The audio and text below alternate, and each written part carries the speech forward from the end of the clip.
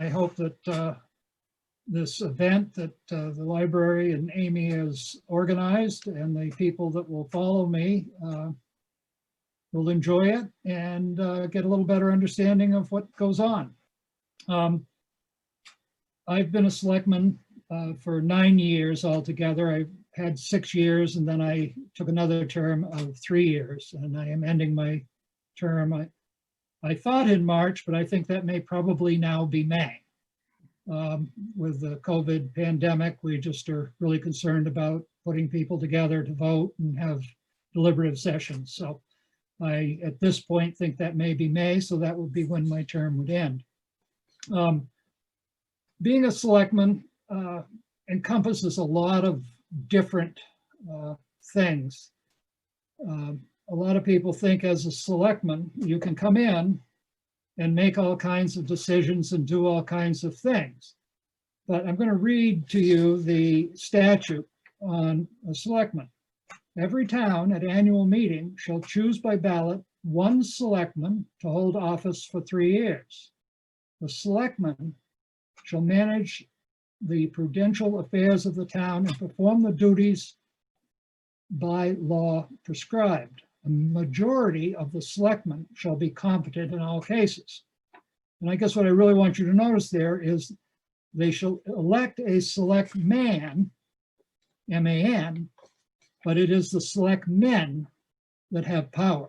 So one individual selectman has no power, which is sometimes misunderstood when people come in or they think they want to run for office. They think, oh, I can get in there and do whatever I want to do and boss around. Well, it doesn't work that way. And with a 5-member board, there's 5 of you, so at least 3 have to agree. And it always has to be at least 3 because with a 5-member board, it takes 3 to be a quorum to actually even have a meeting. So if you're in a meeting, you still can get something passed with 2 people as long as there are only 3 in the room. It's a little bit complicated sometimes, but we managed to make it work. We've been using Zoom lately for our meetings. All our meetings are available to the public. They are also recorded by governmentoversight.com. So if you want to go back and look at meetings, the whole meeting is recorded.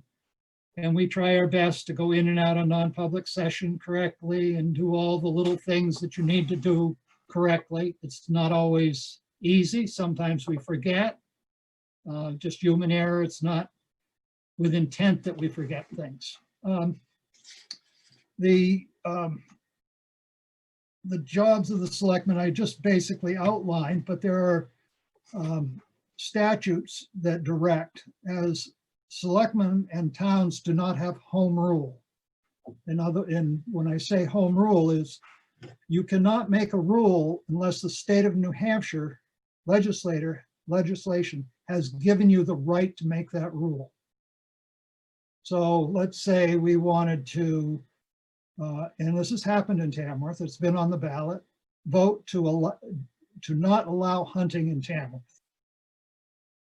We cannot legally do that because the state of New Hampshire has not given you enabling legislation that allows you to do that. So that everyone says, well, it's a home rule. It is not. That's a false thing. So you have to work with the RSAs that the state establishes for running towns and follow their criteria. I'll hold this little piece of paper up. I don't know if I can see it, but here's that first one I read to you, which is the RSA, and I'll read the RSAs to you. It's better in my face anyway. So it's RSA 41.8 is where it starts, and it runs through RSA 41.15. And those really give you the outline of what the duties of a selectman are. But they don't cover the harder parts clearly, because you have personnel. And that I'll start out with probably what's the toughest thing for a board member to deal with is personnel, because it becomes personal oftentimes, and it makes it difficult. You know these people, you've worked with them for years. Something comes up, they want it one way, you want it another way. And if you don't have really good set out policies, you get into a jam and then a head-butting situation where things just aren't comfortable. And a lot of those discussions have to be held in non-public session, which the state law allows, when you're talking about issues with an employee. We try to keep our policies updated. We lack in doing that on a regular basis because there just doesn't seem to be time. We, for the last year, have been meeting every week. We meet approximately 2 to 3 hours. And the prep work for the meetings is generally takes, well, it takes some 3 hours. It takes the slower ones of us about 8. So, you know, you're looking at 8 to 11 hours per week, really to participate in being a selectman and paying attention and knowing what's going on. So it gets to be hard working if you're trying to do too much. So, and we've had some staff change in this last year, which has been difficult for us, which you'll read about in the annual report when it comes out. So you're limited by your staff that you have in the office. Presently, we have a town administrator and a town administrative administrative assistant for the town administrator, and we have someone working on the assessing side. And they keep busy all the time. There's always things to do, checking, making sure new laws come down that we're on the right side of them, not on the wrong side of them, which happens. It's not always easy to have 5-member boards going in and harassing the office staff. So we have to be a little careful sometimes how we approach our office staff and try and garner the information we need for the meetings out of them without disrupting their day's work. And it's difficult to do. You know, you don't want to overwhelm them with questions when they're trying to get the stuff prepared for you. One of the other big jobs of I feel of a selectman is to try and keep the town out of the courtrooms. Lawsuits are expensive for the taxpayers. They're divisive for the, make a division in the town because often people side one side or the other and not necessarily having all the facts. You know, when you are a selectman, you're on the inside and there are things that said that you can't say out in public. You just cannot let people know what was said inside. It's a non-public session for a reason. And in fact, if you violate that non-public, you can be removed from office. That's one of the few things that you can be removed from office for.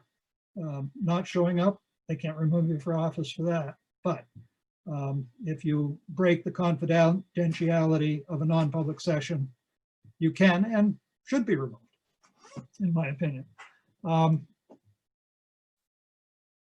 just reading some notes I made here. Elections. This wonderful book here, which some of you may recognize. I've got it upside down? No. Okay, good. This book, which is, you know, a rather thin book, was sent to us by the Secretary of State, and it outlines how you will do a meeting, an election. We're responsible for elections and setting up the polling place, having a polling place, setting date and time, posting warrants, making sure that the public is well warned of all meetings.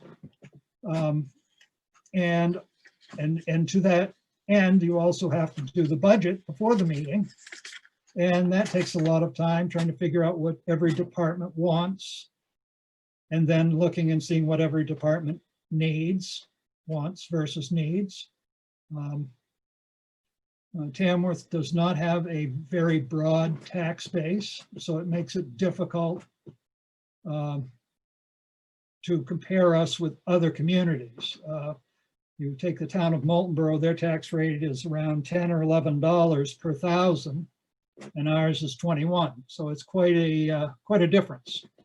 They're half the tax rate, but they also have a lot of waterfront property around Winnipesaukee with $1 million homes on it.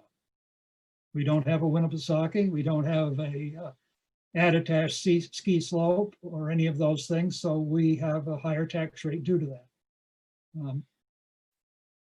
You'll also find that working with the town, you find that the complaint comes to the selectmen for the taxes. And sometimes you have to grin and bear it, and other times you can explain. The facts are that the town is about, well, the school is 68% of the tax rate, and the town is the rest. And the town includes the county. So it's a hard thing to explain to people how the tax layout. We try and get people to show up for hearings. We're having one tomorrow night if anyone's interested, which will be on Zoom, about the budget, sort of first layout on the budget so people can see what we're thinking about for expenses. And that's a lot of what happens, and it varies day to day.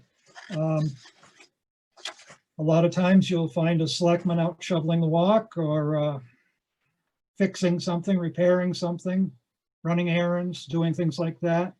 It's not really the selectman's job to do it, but when nobody else is available or we don't have anyone hired to do the job, it kind of falls back. And, you know, as a selectman, you have a pride in your building, you have a pride in your town, and you do these things outside of what the selectman's duties really are.